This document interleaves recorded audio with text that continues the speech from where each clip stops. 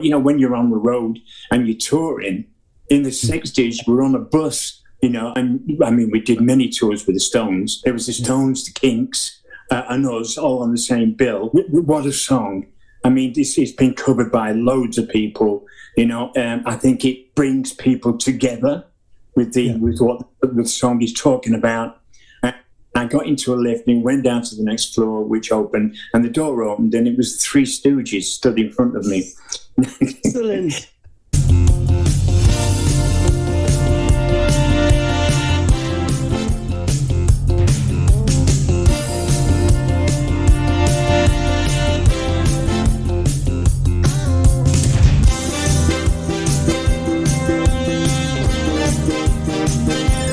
Welcome to Phil Wilson Chats with Celebrities. And here's your host, Phil Wilson. Old friendships, long-standing love, and new beginnings. Allan Clarke returns to music with Buddies Back, the lead track taken from his forthcoming new album, I'll Never Forget. Due for release on April the 7th by BMG, written by Clarke's bandmate Graham Nash, Buddies Back features Clarke and Nash together on harmonies for the first time in decades. Welcome to the show, Allan. Glad to be here, Phil. Thanks for having me on. It's a pleasure. As lead singer of the Hollies, you have had immense success and spurned a line of great hits across the decades. Which decade was the most you loved when singing with the Hollies? Well, some say that if you remember the 60s, you weren't there. The 60s, when it first all started, the Beatles came. They came on the scene, and all the record companies down south wanted to have their own group to push. Yeah. I suppose we were in the right place at the right time. Got signed up by EMI, and we started having hits. And history has it. I can say that now. It's history when you go back to the 60s. I mean, it was just wild. I mean, everything sort of came into it. Every day was a party, if you know what I mean. And when you've just come out of the mill and all of a sudden you're on top of the pops, it's a strange feeling that you really had to get used to it. And, for a long time we did. But yeah, I think the 60s was the most exciting time.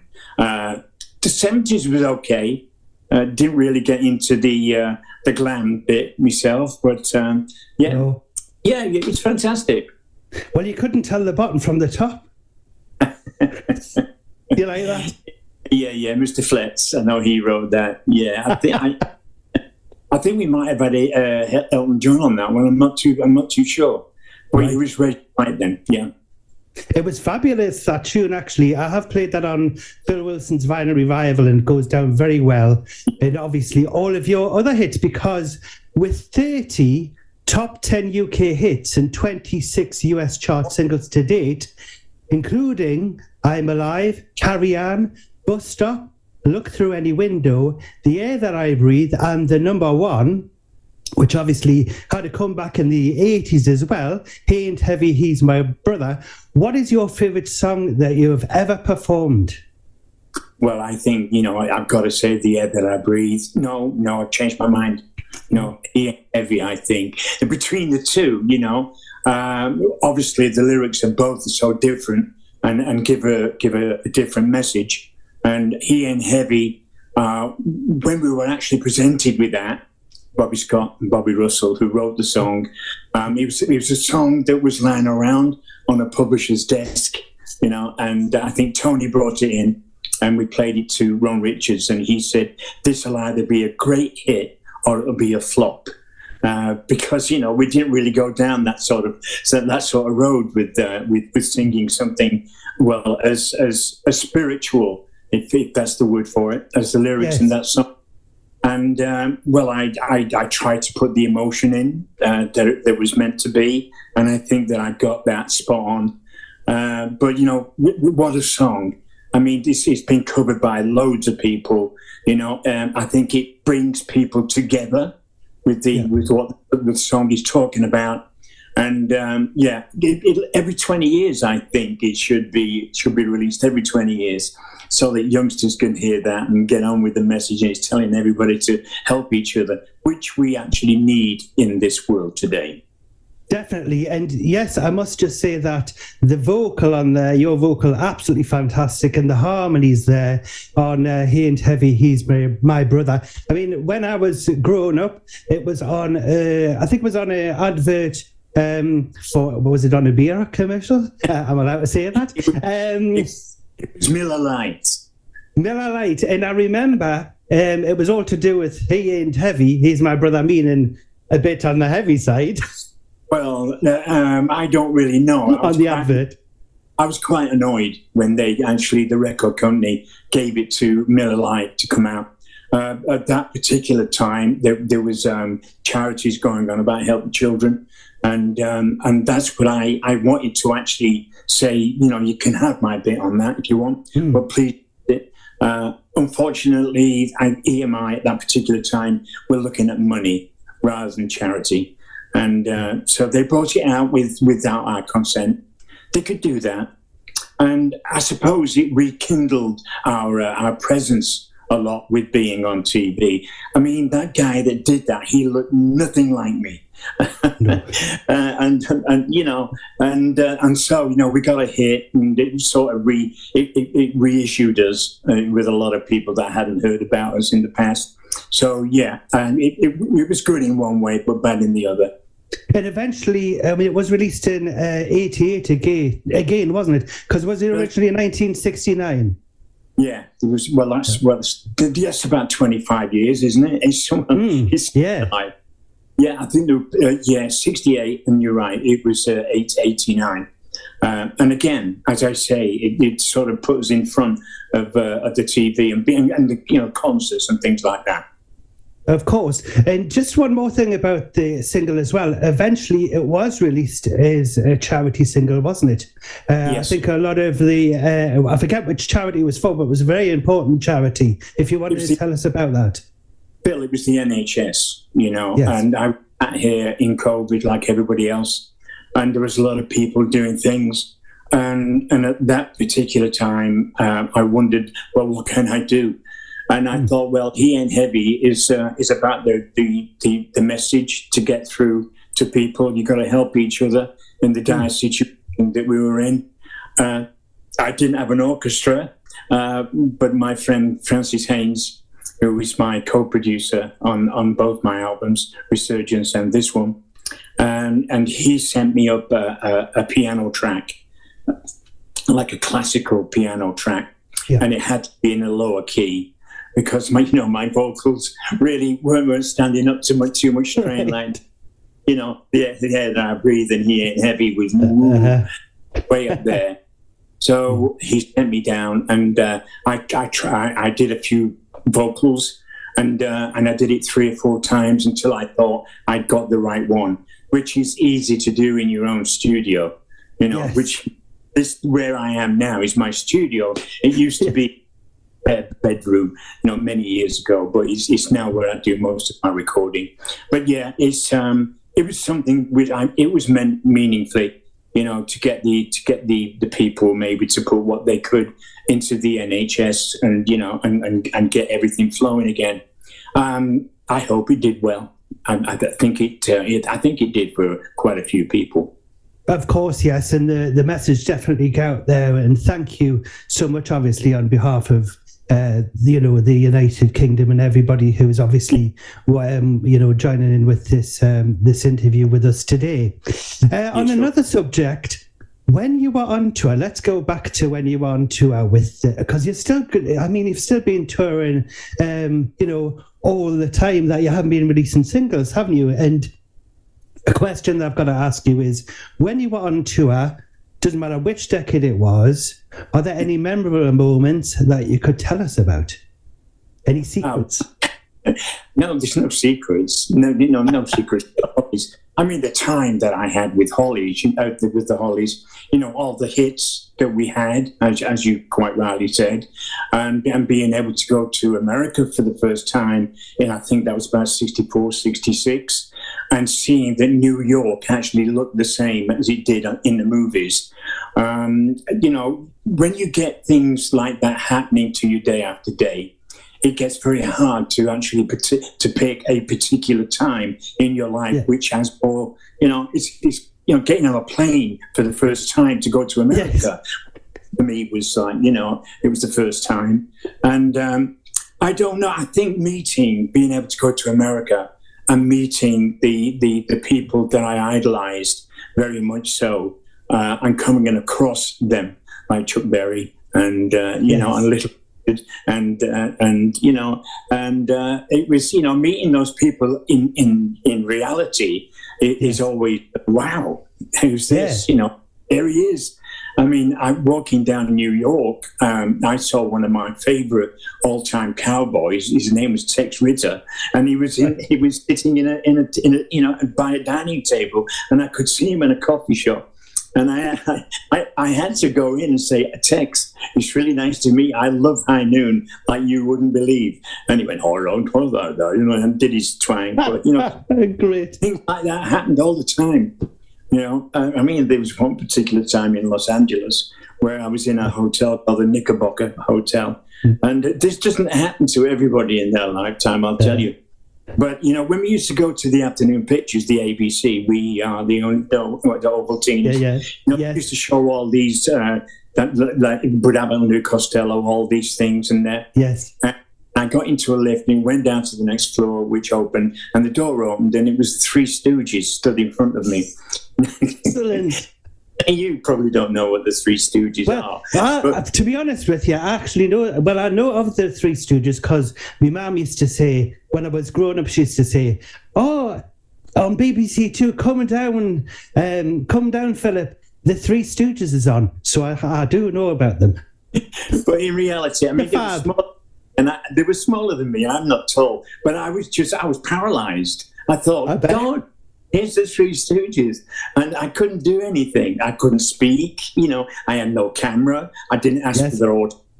And then, they just walked out in the threesome and disappeared. And I thought, wow, no one's going to ever believe me. But things like, so those sort of things happen. But, when you're on the road and you're touring, in the 60s, you were on a bus, and I mean, we did many tours with the Stones. There was the Stones, the Kinks, and us all on the same bill. Amazing. More people than that on the bill. You had like 5 acts. And it really wasn't that difficult in the 60s because you were given about 20 minutes to do on stage. And then you went on, everybody screamed anyway, so they couldn't hear you. And then you came on 20 minutes. So it was, it's one of those things that you got on a bus, you got off a bus, went in the theatre, did your show, went out of the show, got back on a bus. So, we had a lot of fun together, all the guys that were on, there was no competition at all with any of these that we toured with. It was fun. Excellent. Now, bang up to date now, and you now have been back in the studio recording a new album, I'll Never Forget, which is due for release on BMG April the 7th. What was it like going back into the studio, and was it like fitting into an old pair of slippers? Well, Phil, it was in without the dressing gown. No, there's none of that, no.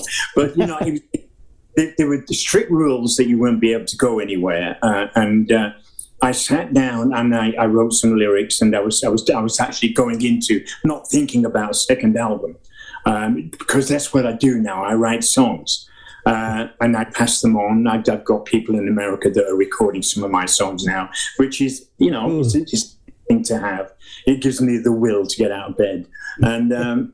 So anyway, what happened, I'd written some songs, and I thought, well, what am I going to do? If I do get to do an album, I would like Graham to sing on the album with me and maybe take us back so that people could hear the sound that we had in the 60s and then before we left, and then getting back together and presenting it again, like 34, maybe 40 years since the last time that I actually sung with him.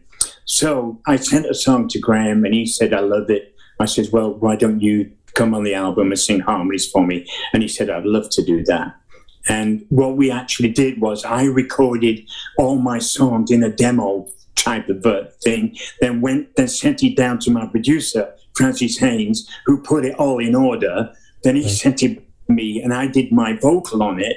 And then I sent it to Graham, and he did his harmonies on it. Then he sent it back, and I did my low harmonies on it. Then I sent it down to Francis, and he mixed it. And then I said, well, wait until I can come down so that I can be with you when we actually do the production of the thing, which so it took about a year and a half to get the album finished to the point that you're going to hear it, hopefully. Yeah, Graham was actually recording his own album at the same time. So, there was a little space here and a little space there. But, you took the words right out of my mouth, because the next question was, I was just going to see your bandmate Graham Nash has written your new single, Buddy's Back, and I was going to ask, how did it feel to sing harmonies again with him, as the track sounds absolutely fantastic. When I first played it on the radio, I was like, hold on. Has this been rehashed or something? Because it sounded so wonderful, the harmonies. It was just, if you close your eyes, you could be in any decade with the two of you singing together. Absolutely amazing. Well, Graham was very good at doing things like that. And actually, he did leave the group because he didn't want to write any more pop songs, and be old in pop songs. But, because when we started, we were big fans of Buddy Holly. And also went on to the Everly Brothers. But Buddy Holly was the guy that came on in his black suit and his Stratocaster and his dark glasses. And he was like he was different from everybody else. Yeah.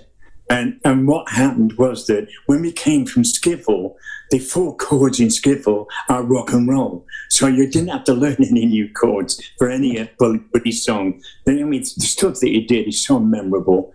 And we called the group the Hollies after him. And so Graham, when I said to him, you better write a song on the album, to see what you can do.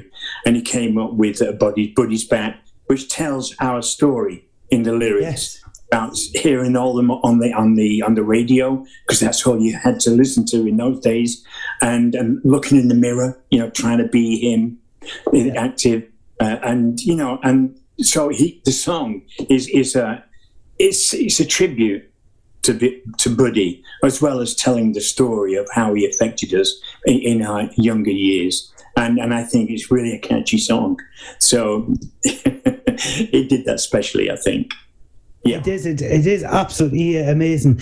On your new album, which is called I'll Never Forget, are there any tracks that are your favourites? And if so, why? Well, all of my tracks are my favourites, so else they wouldn't be on the album. All the album, I'm not trying to send a message in any of the songs, other than there are feelings in the lyrics of attitudes between Graham and myself in the old days, because there was a time when I hated him, when he left. That's something that I thought he'd never do, but he did. Right. And there are other songs there that there have been things that have happened in my life, and it's about situations in my life. Some of them are lovingly, some are funny, and not that I write joke songs in any way, but I've got a couple of little country and western songs on there, which I'm sure that you'll like, And they all say something that I think people will identify with, which is the whole thing about singing a love song or singing anything, is to actually get to a place in a song where people go, yeah, that's happened to me. Yes, and it's good when you have an album where you can listen to it all the way through, and because every song is telling a story. Because in this day and age that we're in, unfortunately, I'm only 45-year-old, but when I'm sitting here, I'm thinking, when I listen to music that's in the charts and things, everybody's doing a great job, I must say, because the music industry, it could have fell flat on its face. But it's actually still, people are still being able to make a living out of it. But with regards to songs and things, a lot of the songs don't tend to have a lot of meaning, and it may be, and a lot of the times it can be a repetitive chorus over and over, and not a lot to the song. It's more to do with the tune rather than and the rhythm, rather than the story behind the song. Yeah, well, those sort of covers or whatever, the rhythm in that, and it's the vibration of a song. Yes. Everybody lives in a vibration state, and if that song is actually on your vibration, it gives you a feeling that it makes you feel happy or whatever, and that works maybe for 25% out of 1,000, where the other thousands of people go on to a different vibration. And that's why you've got so many people going around doing their own thing. Unfortunately, there's a lot of people these days that are sounding the same, and you've got all the girls, there's songs that I love, but I have great difficulty when they come on the radio. I'm thinking, well, which group is this? It's like same old, isn't it? It's like everybody seems to be kind of a carbon copy, and like me daughters will go, you're getting old, that kind of. But it's like there are people that stand out more than others, because they have a different approach to music. I mean, look what Madonna did for all that length of time. I mean, a young speaking about, a virgin. I mean, that was a great sell. But, there are people that have a different vibration and a different approach to songs. And unfortunately, there are people that come along who are really good at what they do, but for some reason, people can't get on with it, and that's a shame that they go by the wayside. They have one hit, and then there is no other hit. With the Hollies, I was very surprised that we got hit after hit after hit, because my dad said to me, you're only going to last 5 years. After that, you should get a job with your brother and take the money you've made and build up a business. Well, I've said this many times, I'm still waiting. I'm a bit old for that. So it all depends, music all depends on their approach, on the sound and the vibration that these people turn on to. And mostly young girls, are wanting to be either Little Mix, or they want to be loud, or and it's unfortunate, because they want to be them, and some, it's an impossibility. So they get their love out of the songs which are on CDs, and they probably sit in their rooms, sitting around a table, playing the album, like we did in the 60s when we had a dance set. The things used to drop on to play the next, so nothing has really changed other than the attitude. With regards to music that you're listening to now, is there anything that in particular, any groups that you like, or any No, I'm a writer of songs now. I've not been a great, I won't say believer, but I don't listen to the radio as such, where I listen for what's coming on. To me, it's like it's a background music. Background. In a way, because I'm rock and roll. If you put rock and roll on, I hear it straight away. And because I'm attached to that rhythm of rock and roll, and it'll never go out of my soul in any way whatsoever. But when you put Gene Vincent on, or Eddie Cochran, or Jerry Lee Lewis, or Chuck Berry, or or any of those guys that were singing rock and roll, I was there. I was back in the dance hall. Yes. So playing other stuff. I mean, I love Prince when he came on the scene. Yeah. Because my daughters played it all the time. Or my daughter played it all the time when she had her friends around. Prince was king. And, and other people come on that are, I love the Killers. I like the Killers. But I don't rush out and buy their album and bring it back home. When you hear the song, you know that you like that song. So I think the Killers he is a good writer, So that's what I think about music. But I am in the process of writing, so I don't really want to be influenced in any way. That's just an excuse, but you know what I mean. I know what you mean. Now, question. Yeah, go on. Sorry to interrupt. What were you going to say? I was going to say, go on, actually. All right, okay. Yes, here's a strange question for you. This one's a one off the cuff for you. That wasn't on the script. What was the first record you ever bought? Vinyl. I've never bought a record in my life. Honestly? Honestly, I've never bought a record in my life. Now, but you've sold millions of them. True. But, there's a reason for that. When I was born in 1942, You could have played one of your gold discs behind you there. Or your platinums or whatever. Not then. I had a brother and 4 sisters and me living in a 2 up and 2 down in Salford in a tenement row, by the mill. And we couldn't afford anything in those days. We had So I remember all the radio shows from the 40s and all that things. Music only came to me when my mum took me to the pictures to see, 7 Brides for 7 Brothers or, and all that sort of thing. And I loved it. I really loved it. So probably that's where my music ability came in by watching these people on a big screen. And Graham and I only got into music really when Skiffle came in.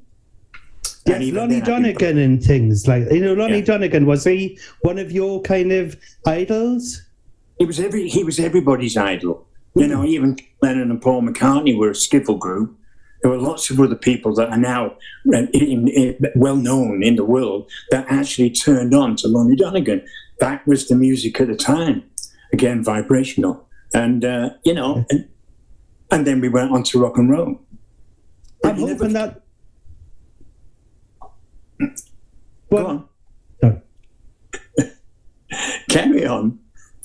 I was just going to say, I'm hoping that in the future everything's all going to go back to vinyl, because hence this radio show, Phil Wilson's Vinyl Revival. Oh, I see. That's what it's all about, you see. So it's all 100% vinyl, and I'd love to see all of these, the acts that are around now. If they actually released everything on vinyl, then you would see really the bosses, as it were. Yeah, I think that most of the big performers that are around now, and what they do, they get their order, like Adele when she had the Christmas thing out. I mean, yes. I think people that actually do vinyls, I mean, they couldn't do anybody else's, So you've got to get your order in quick if you want vinyl, because I think there's only 2 people that do it, But I'm sure there's going to be other people that will start companies making vinyl more than the people that you can get to now. I mean, mine's on vinyl. You can have it, but I had to wait for like 4 months to get vinyl. That's why it's released in April the 7th, because that was the only place you can get the vinyl in. So yeah, I mean, as I say, I never put the needle down on a record because I haven't got a record player as such in any way. I might have in the future, maybe when I get to the point where I won't be writing anymore. And I'll be. I'm a free record player, you see, because you can listen to my radio show, Phil Wilson's Vinyl Revival, and I'm putting the needle on the record for you. You like that? Oh, you're frozen. Alan. Okay. Oh, we're back. I think the screen froze. Yeah. Just as I was telling a joke. I know. Well, finally, I've got to say thank you so much for joining me, Alan, for this, joining me on the show. It's been an absolute privilege, and I've been following you, obviously, growing up with your music and things, and all of us here who are watching this video and listening to the show, we're just so thankful to yourself and the Hollies for bringing wonderful music to our lives, which is living on forever. Okay, thanks very much for that, Phil. Thank you. No problem. And finally, would it be possible for you to introduce your latest single, Buddy's Back? Hi, my name's Allan Clarke. You may remember me for being the singer of the Hollies. Well, I've got an album out now, which is called I'll Never Forget, and Phil is going to play it for us now. It's called Buddy's Back. Allan Clarke, thank you so much for joining me.